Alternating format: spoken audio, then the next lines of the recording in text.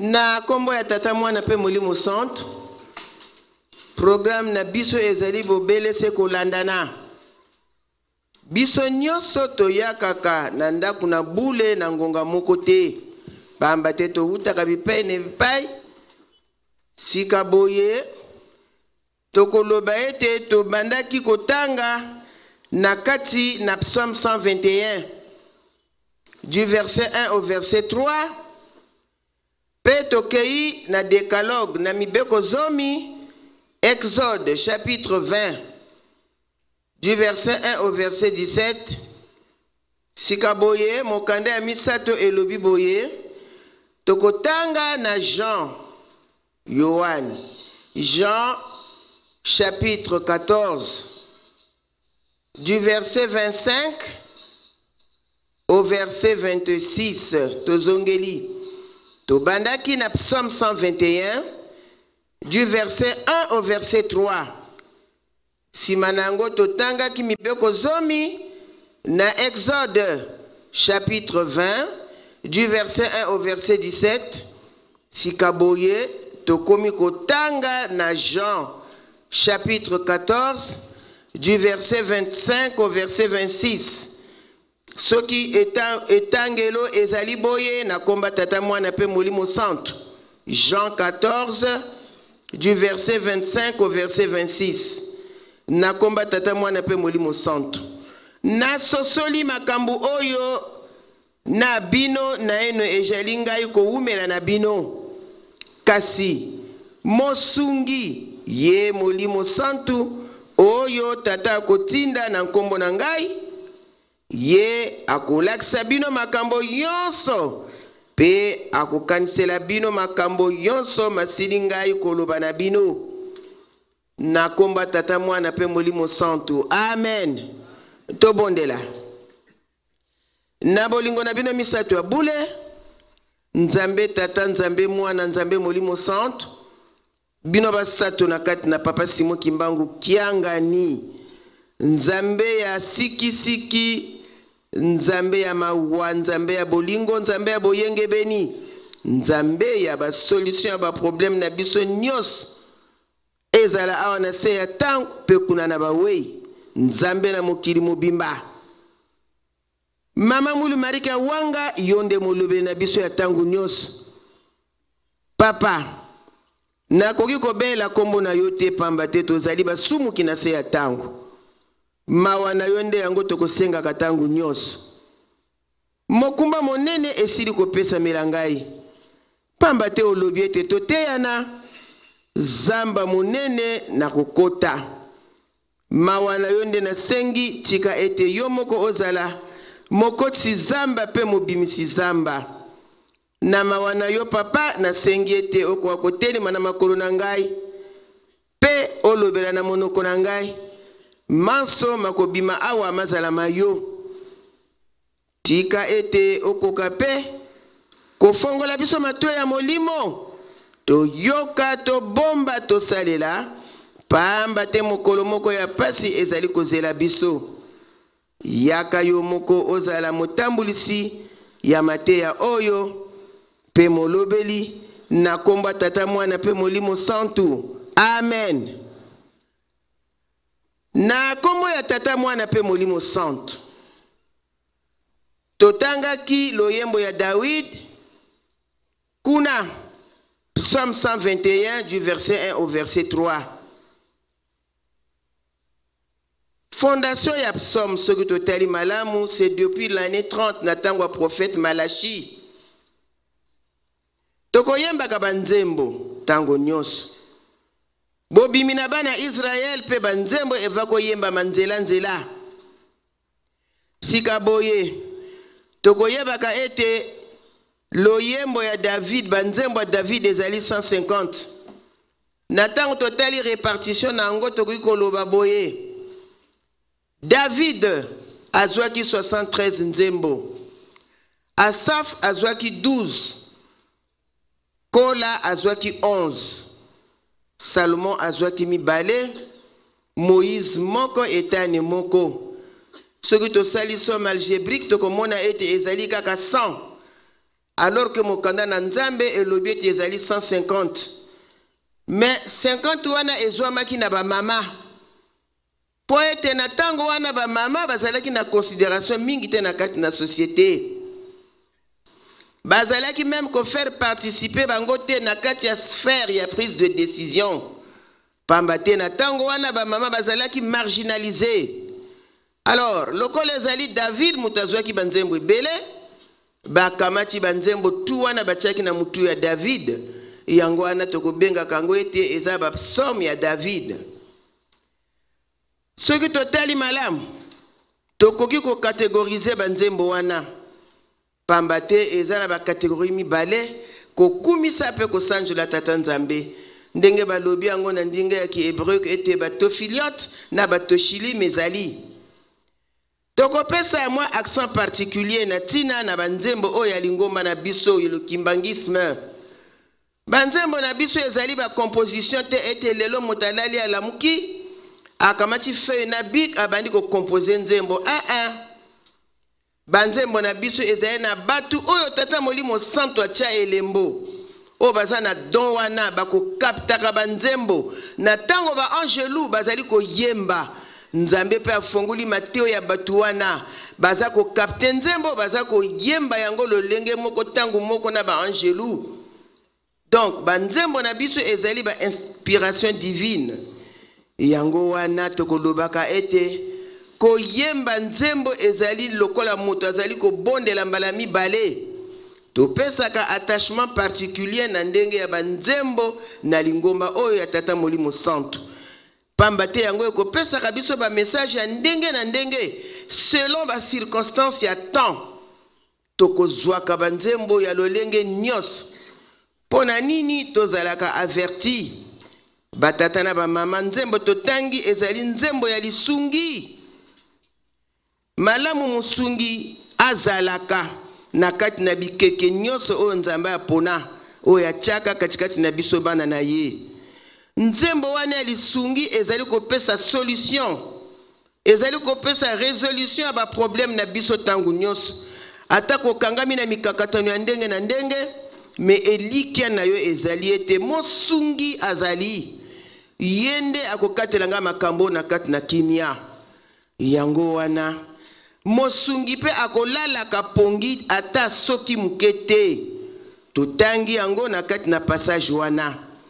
Pona nini tata mama toyika kaka piko tosala makasi tolinga nzambe pamba te mosungi na biso azali nani wana nzambe na biso papa Simon Kimbangu Kiangani, le patron de la 4e génération. Ye akosunga katangu nyos, ye akolala kapongi te, ye akoluka kate ayeba. Eloko nini yango eza kotungisa bana na ngai pe par rapport na yango a les solutions pe ezwami.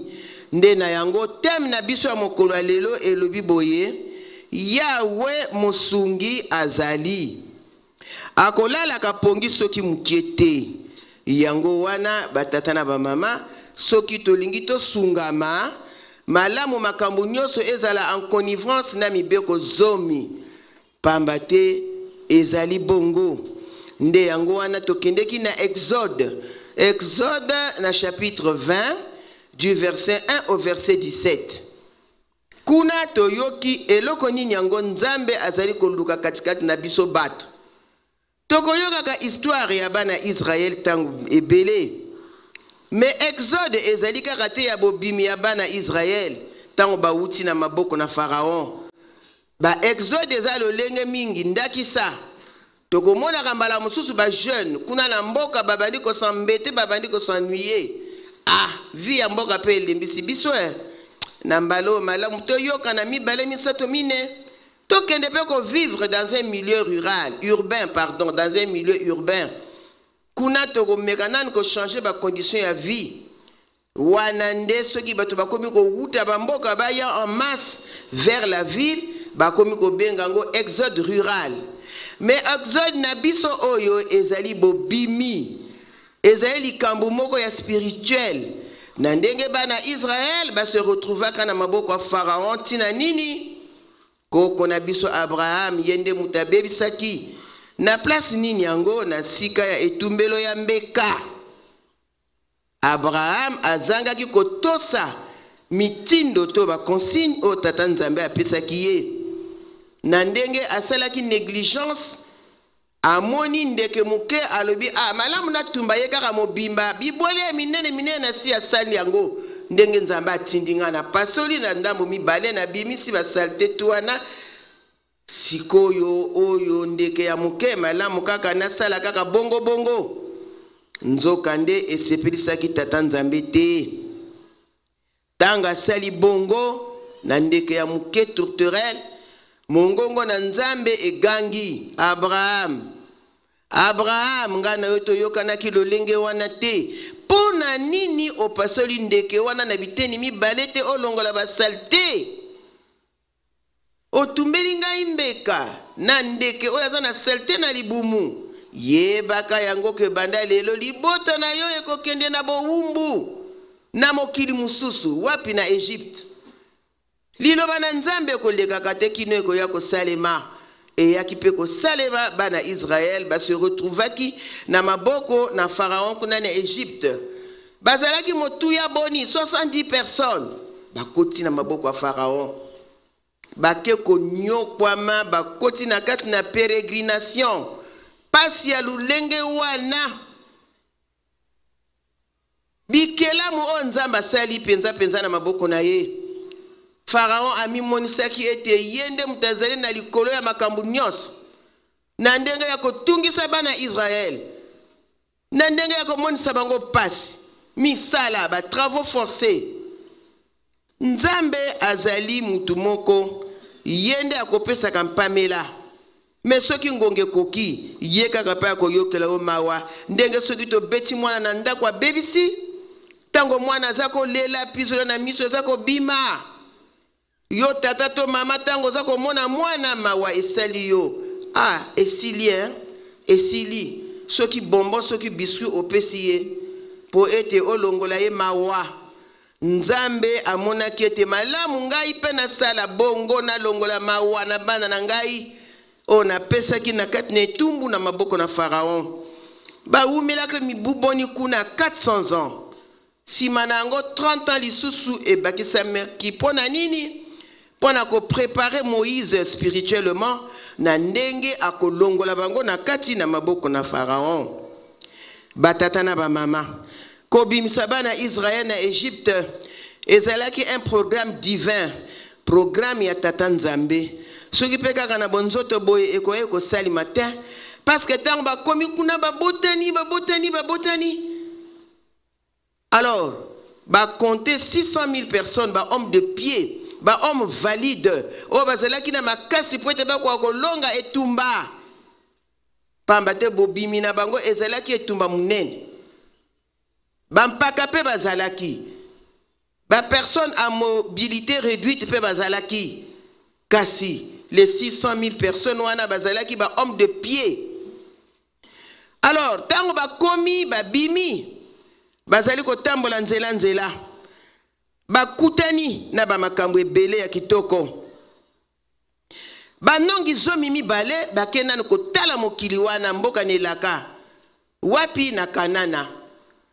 Bah, memi rapport était vraiment solo.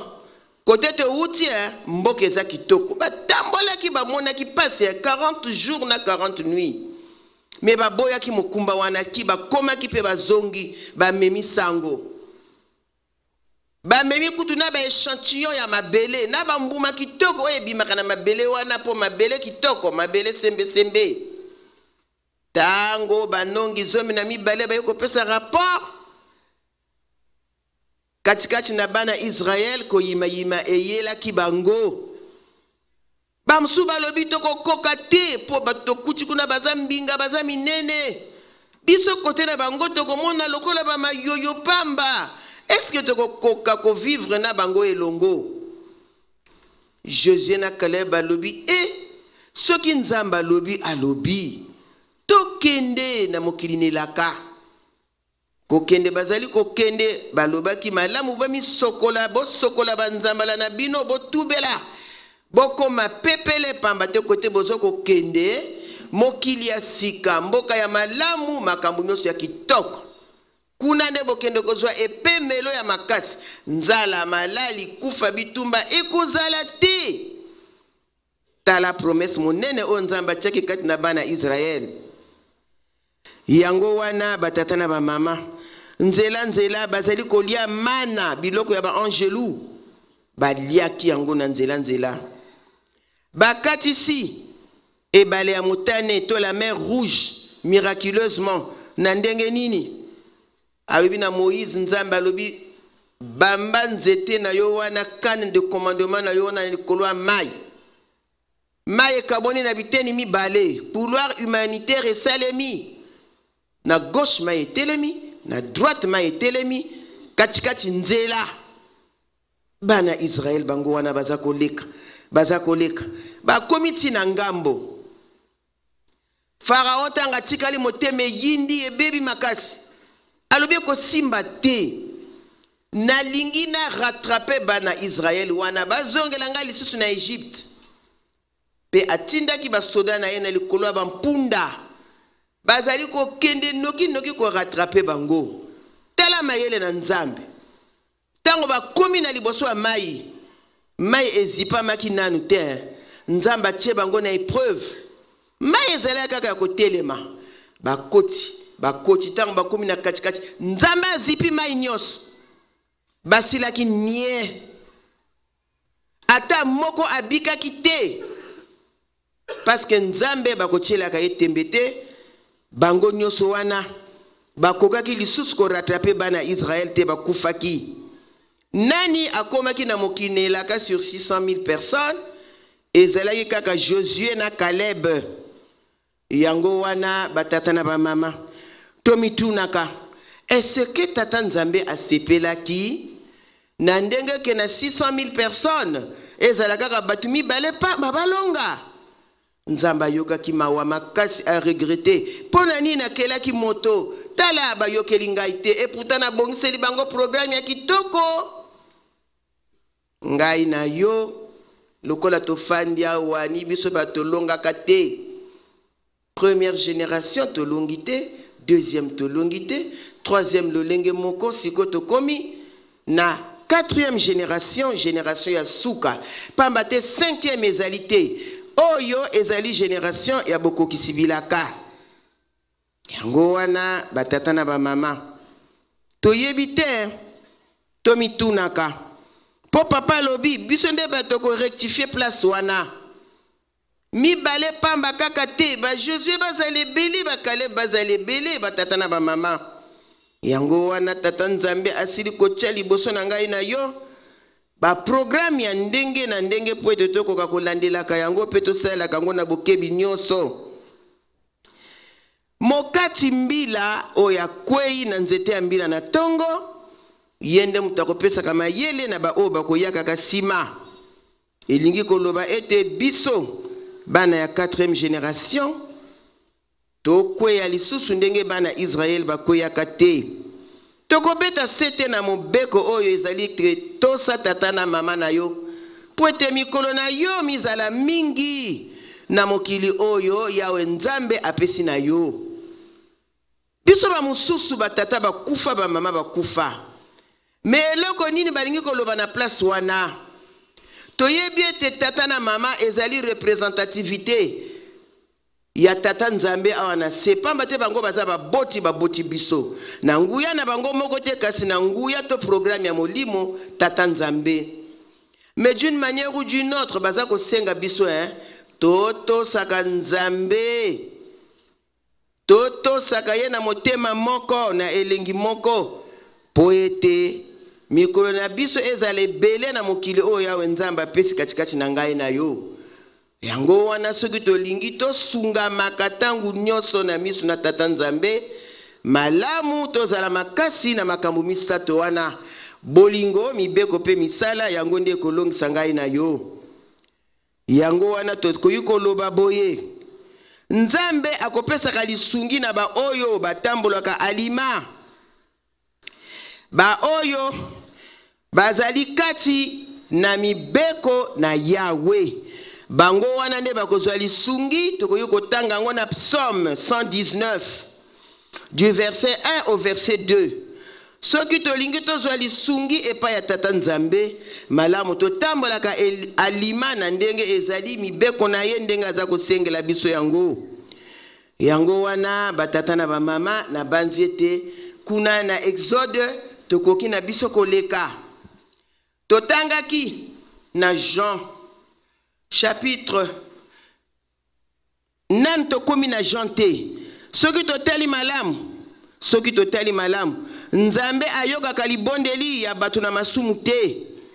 Oyo akosalaka volonté ya tata nzambe nde ye wana akozwa lisungi na ye. Likambo wana ezali na Jean na chapitre 9 na verset 31. Kaka ba oyo bakosalaka bolingo tata nzambe bakolandela kango nde bango bato bakoki kozwa lisungi epai ya tata nzambe. Lisusu mukanda mwa nzambe na tia na masumu elobi boye tika mikumba na yo na Yawe soki te okokufa liwa ya nzoto pe ya molimo. Batata na bamama liwa ya nzoto na ya molimo eza mabe. Makambo wana eza na psaume 55 na verset 22. Liwa ya nzoto pe ya molimo to éviter biloko wana. Constat tosali pona masumu elingi koloba nini? Un penseur kanisaka soki aza autour d'un problème aza ko kanisa. Un penseur aurait dit les hommes n'ont plus de sens parce qu'ils vont dans tous les sens. Batu bazali susu na tina moko te. Pamba te bazali ko palangana dans tous les sens. Na gauche bazali, na droite bazali, liboso bazali, sima bazali ko yeba te esika penza ya kotia makolo. Mais soki toteli malamu likambu wana ba penseur wana akoki kozala na raison. Pamba te yango epesi lokola thèse na antithèse. Mama na likambu baza kosenga biso. Marc chapitre 13 verset 21. Si quelqu'un vous dit alors le Christ est ici ou il est là, ne le croyez pas, car il s'élèvera des faux prophètes et des faux Christ. Okomona ta musu basakoli ya ndenge na ndenge bakomi ko ya kopesa bino mate ya lukuta. Oye bien, nzambe to kolo yiso azali bipai boy. Bongo lisusu te. Oye bien, nzambe azali bipai boy. Keba. Yo mwana ya papa Simon Kimbangu kiangani to yebi ete ye azali nzambe. Koreki ayembi lo yembo. Ngeye ufukamananga nzambi ateke. Nzambi ateke. Yo mutofukamelaka bikeko. Keba na place wana. Na lo yembo koreki pe apesi biso. Avertissement wana. Tu yambula mufukamananga nzambi ateke. Bastatu wana ezaka bikela mupamba nzambe te mutasali eyali loboko ya moto mutasali yango. Boni ngai na yoto luka lisusu ete tofuka meleka yango eza na tina moko te. Conseil elingi koloba nini na tina wana? To éviter kobwakaka makambo oyo tata nzamba kopesaka biso na ndenge ya kosalelaka satana na nzela ya masumu. Soki babwaki loso toza kuna. Babwaki nguba tozali kuna. Bongo na mokolo asuka bako kontileo kote wapi batata na bamama. Yango wana tosala angele. Papa Simon Kimbangu kiangani mokokisine bilaka. Tango lataki ngwendene ya bokonzi. Alobaki na biso ngai nakobakisa eloko moko ta. Nakolongola pe eloko moko te. Pamba te mayeba 3 papa batikeli biso. Nde yango wana nakosalela. Na banzete na ba oto kendeke classe. To yekola histoire moko ya chimiste boko boye Lavoisier. Lavoisier azalaki na principe moko. Rien ne se crée, rien ne se perd. Ndenga azali ko mener ba réaction chimique na eni do lenge wana. Ako créer akolongola te. Comparativement, na ko comparer ye moto na tata nzambe te na ndenga lobaki te akolongola te akobakisa te. mais tozali kosala parallélisme mwana kaka na ntina ya principe. Donc principe ya tata molimo santu katikati na ngai na yo elobi boye akobakisa eloko moko te pe akolongola pe eloko moko te selon ndenge bapapa bateyaki ye. Mama moko aza koleka na nzela na kilo charge na likolo ya mutu na banzela mboka, mituko eza koleka, mituko eza koleka. Tata chauffeur wana tanga teli mama na lobi mama ona aja boye na charge na mutu te malamu na repêché ye na zoye. Tata wana akangi mutuka alobi mama yaka kokota na mutuka mama. Alobi merci mwana na ngai. Aye kokota zo kota na mutuka afandi akamati kilo na ye kiveti na ye abatele koka na likolo ya mutu. Chauffeur alingi ko démarrer atali ye alobi mame kasi kitisa mokumba wana te soki na zuyo na nzela parce que na yokeli yo mawa yo mama ya boye na kilo ya modèle wana vraiment kitisa. Alobi nako kitisa mokumba na nga te mame kitisa mokumba wana. Alobi na koki pe ko kitisa ngo te.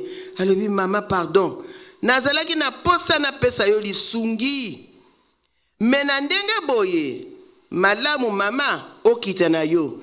Mama wana alobi malamu pena kita na gogo kitisa mokumba te.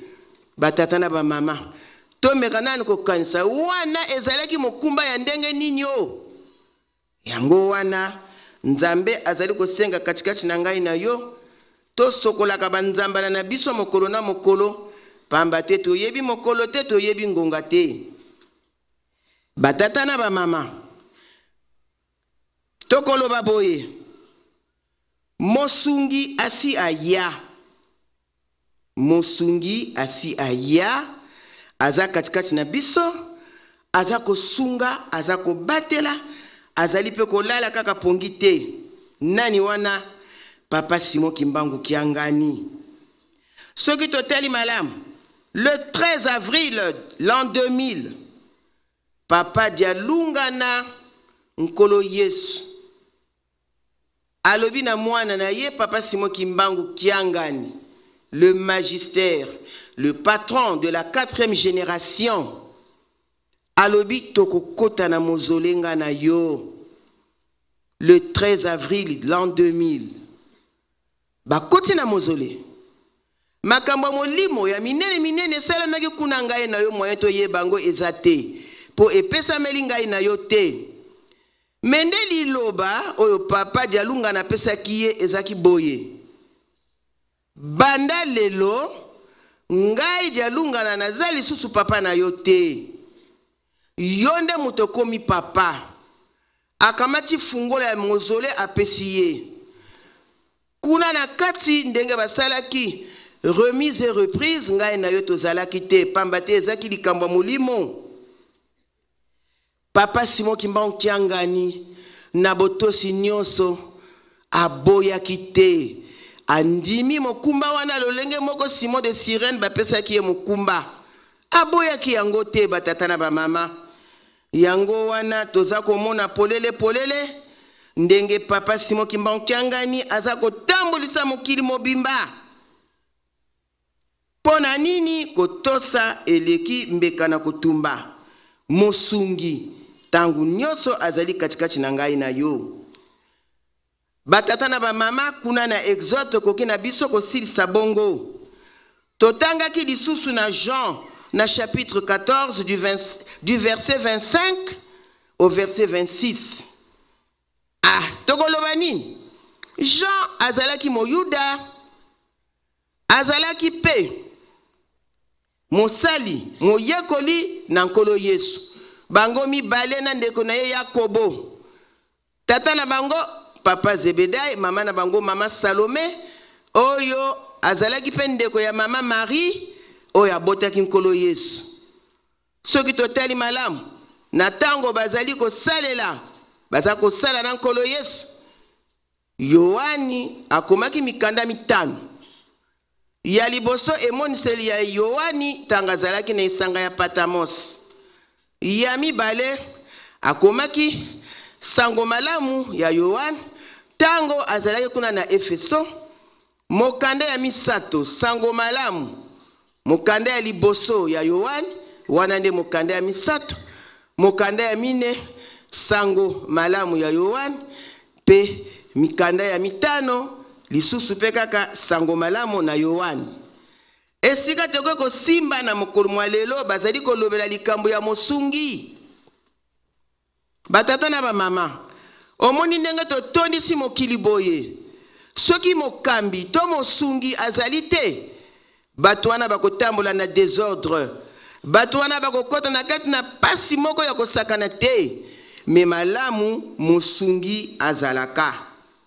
Yango wana le patron de la 4e génération ndenge nkolo Yesu alakelaki biso yango ete ngana kokende mbala mosusu kasi na kotikela bino mosungi ye akoya kosala mayemaleki. Mosungi ya liboso oyo abandaki processus Papa Simon Kimbangu oyo abotami na 1887 aye na mokili basigne avant-coureur emonanaki oyo ezalaki koyebisa ete makambo moko ya sika emonani kuna na secteur Antimansi kuna na Nkambe Luselemi. Bamonaki mbotama na ye ndenge banyoto na basigne emonanaki oyo elakisaki ete mbotama ya Papa Simon Kimbangu ezalaki mbotama ya kilikili te. Azalaki mosungi munene oyo nkolo Yesu alakelaki biso. Asali pe makambo minene oyo nkolo Yesu pe na bomoi na ye asalaki te. Ebembe ya mikolo misato oyo ebimisi bangusu alamusi yango asekwisi yango. Mama Dina aboti lisusu me moto abimisi akufaki na ye 3 jours mobimba. Lelo yo témoignage ezali ezala bana oyo atikaki ezala bakoko. Le 6 avril 1921 makamusi minene emonanaki ndenge kolo Yesu alakelaki biso ete na kotindela bino mosungi. Ba oba kolobaka te baba balobaki. Les personnes à mobilité réduite, lokola to bengaka bango ba ami na biso ba handicapé, ba telemaki pe ba kufi misu ba monaki. Makambo wana eningisi mokili. Flamand asepelaki te. Yake en déportation na Mbanzangungu, 30 ans de prison, cellule disciplinaire de 0,80 m sur 1 m. 30 ans mokoka. Andimaki pe kaka mukumba wana pamba te kolo Yesu motalobaki mosungi wana tanga ko ya akosalela akotosa mainga na tikeli bino. Batata na ba mama. Deuxième venue ya Papa Simon Kimbangu kuna na Lubumbashi na Elisabethville. Tango nzoto na molimo ya Papa Simon Kimbangu ezali ko kabwana 12 octobre 1951 na Lubumbashi. Papa Simon Kimbangu kiangani pe kaka na ngonga wana pe azali pe ko botama batata na ba mama esika wapi tomona makambo lolenge wana batata na ba mama to yebite soki to tali malamu wana to ko lobaka ali 3e venue mais entre temps 2e venue pe ezalaki na nzoto na Papa Diangenda Kuntima Joseph 22 mars 1918. Yende ayuko zwa commande Papa Diangenda po ete akoka pe ko tambulisa mokili molimo santo boye ine ya mibale. Papa Simon Kimbangu molimo santo boye ya liboso. Papa Diangenda Kuntima molimo santo boye ya mibale. Ya misato nde ya Papa Simon Kimbangu kiangani 12 octobre 1951. Ye oyo azali ko kamba biso kino mokolo mwa lelo. Yango wana batata na ngai na ba mama na ngai. Nkolo Yesu asila ko loba yango ete bino ba Yuda na ndenge bo nyafuli ngai na ndenge bo monsinga pasi. Eloko wana batiaki katikati na bino ekolongwama. Toko pesa ngo na libota mususu oya ko pesa yango mbuma. Ndenge toko tanga kango na Matthieu na chapitre 21 du 33e au 42e verset. Donc, na minito tang tozolo baboye eloko wana esi elongola makakala. okena nkamba batuni yo esika wapi banzoto ya bapapa ezali okolakisa yango. Esika wapi nzoto ya papa Simon Kimbangu ezali okolakisa. Me bango kuna moyen bazala na ba témoignage wana ezali te.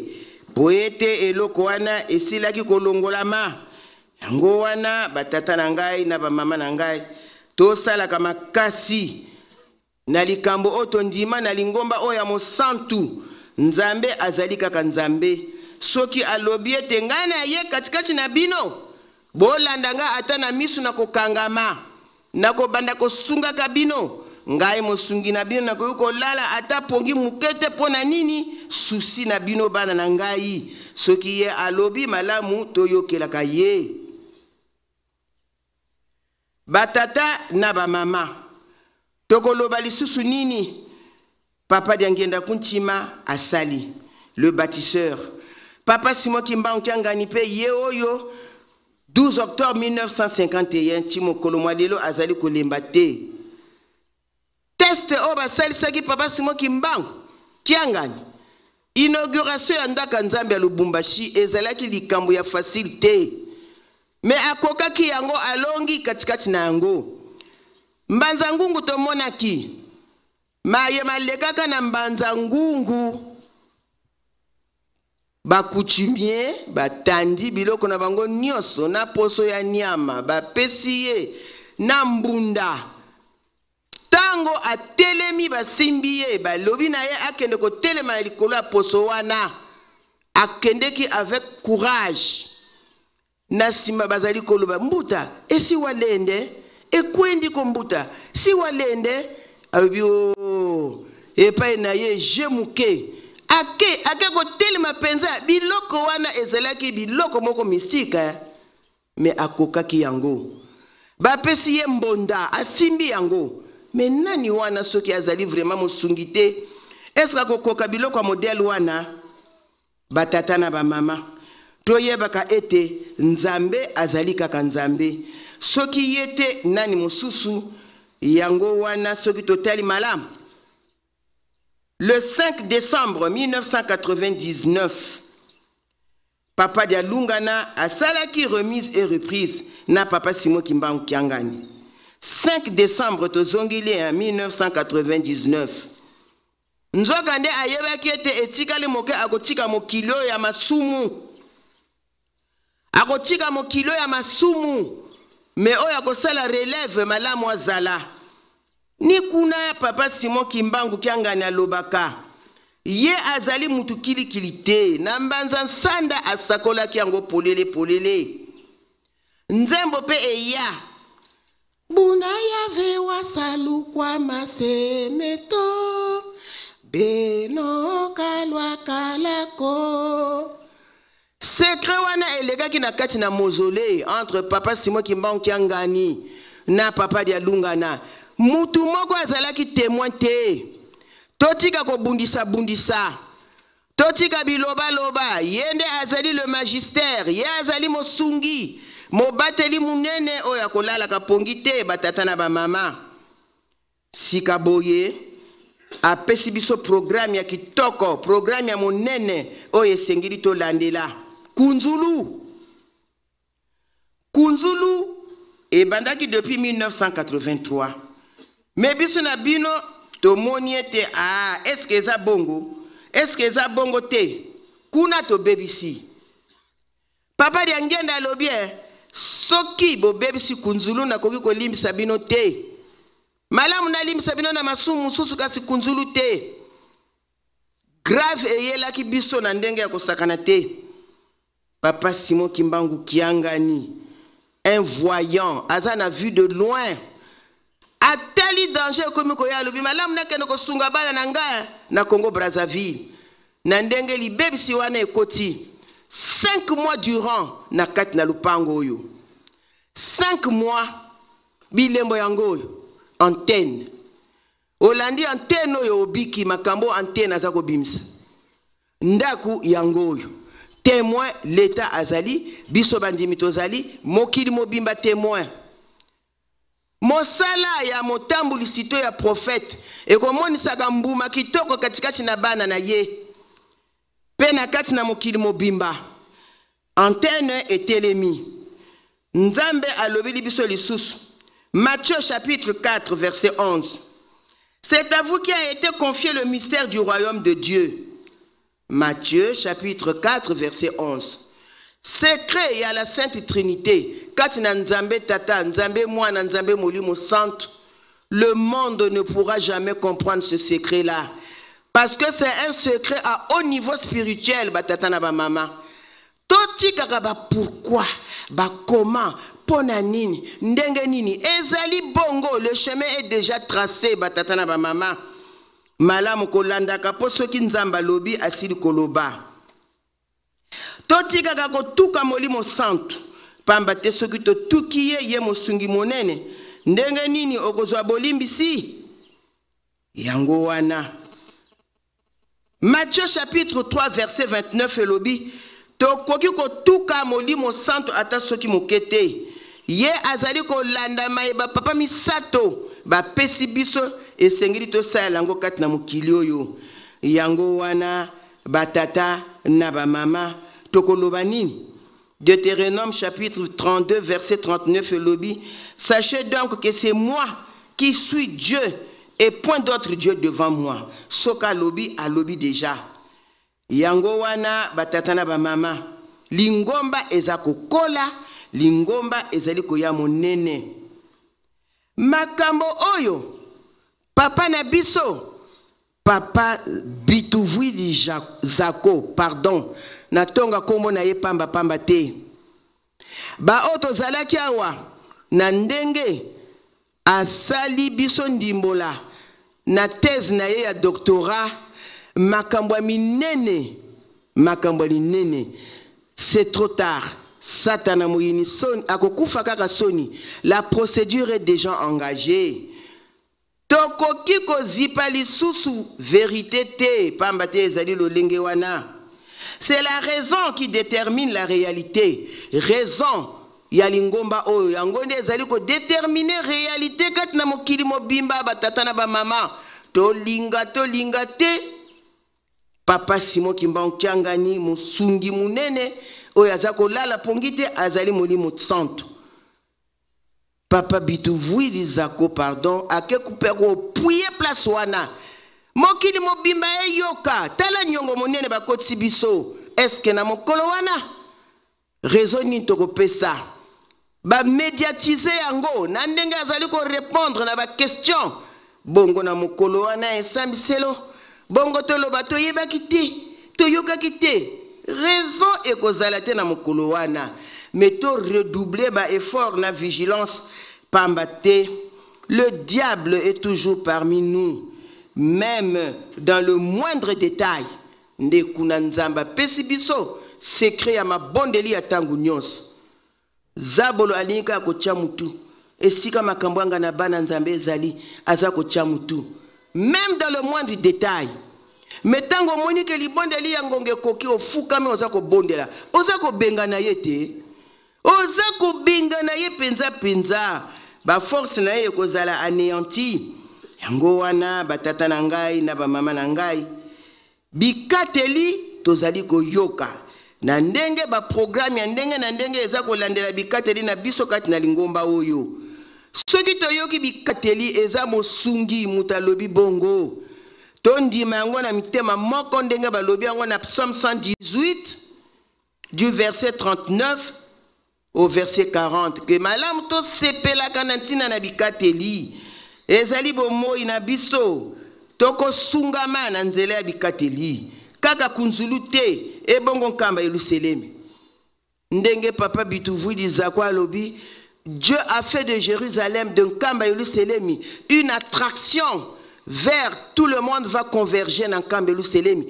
et sika makambo nyonso ezali nkamba eza kosangisa mabota nyonso batata na ba mama mais ebongi to longa pamba te mosungi asi alapa ndai ete ye na bosungi na ye ebongi kaka abikisa ngai na yo yango wana batata na ba mama tala na mulai to na mokuse moi oyo tozwi na mokolo lelo tika ete to yoka to bomba to salela to suki bongo na komba tata mwana pe molimo santo amen botelema to bondela.